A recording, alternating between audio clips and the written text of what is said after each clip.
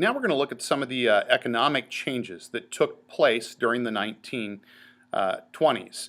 And one of those really was the development of the automobile. Uh, Ford had dominated the automobile industry for about 15 years with his Model T, and of course he had perfected the assembly line technique by which they would manufacture cars um, using interchangeable parts, and the cars were assembled literally going down an assembly line where people could simply perform the same repetitive task and very quickly and efficiently assemble a car.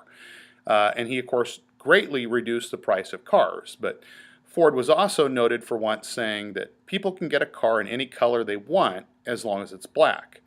Um, of course, that being a bit of a joke because obviously that isn't choice. But at that point in time, Ford made cars in black because that's what was efficient. But over time, other competitors began to enter, like GM and Chrysler. And as Ford began to face new competition, the automobile industry itself really began to take off. And this really started in the 1920s, became a major driving force. Business began to prosper tremendously during the 1920s. And as a result of this, many big industries began to engage in what became known as welfare capitalism, which meant that they tried to keep their employees happy, realizing that they needed to hang on to their employees. They tried to provide them with benefits that would maybe, in some cases, make them more willing to accept lower wages, but they could provide other benefits or other fringe benefits as a side. And this would prove to be pretty successful.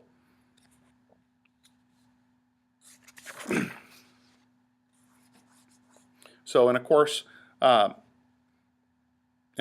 along with the development of the popularity of the automobile, demand for related products began to expand, such as steel, glass, and rubber, things that were necessary for manufacturing automobiles. Gas stations began to spring up, and also roadside motels as people now began to travel. So, new industries were created thanks to the automobile. Tourism, which previously hadn't existed, began to take off. And in fact, at this point in time, buyers began to snatch up land in different places, including in Florida, where swamps were drained to put up houses. And we also began to see the development of cities and suburbs at this point in time, because people could now live outside the city in the suburbs and commute to the city very easily using the automobile. So, other Midwestern cities,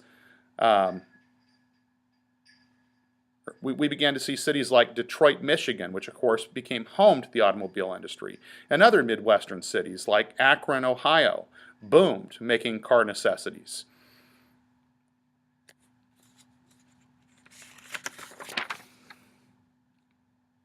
Also at this point in time, we began to see people shift in terms of their consumer purchases.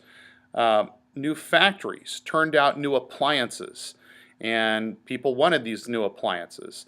More and more homes were wired with electricity, so a lot of these new appliances ran on electricity, and people bought these up pretty rapidly. Radio expanded during this time period, and so more and more people were buying radios. Um, the first passenger airplanes were developed during this time period, and we also began to see the way in which advertisers began to advertise products began to change.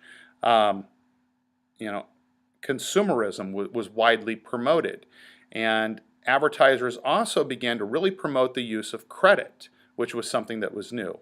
Uh, Previously, it wasn't really fashionable to buy things on credit, but advertisers began to tell people that with small monthly payments, you would barely miss the money. And so many people began to buy on credit, and that really began to take off.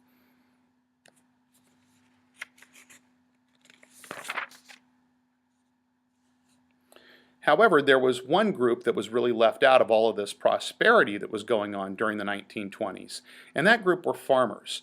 Farmers had increased their production during the war effort, and so that was, of course, largely to fill the void by European markets. It was very hard to farm in war-torn France, for example.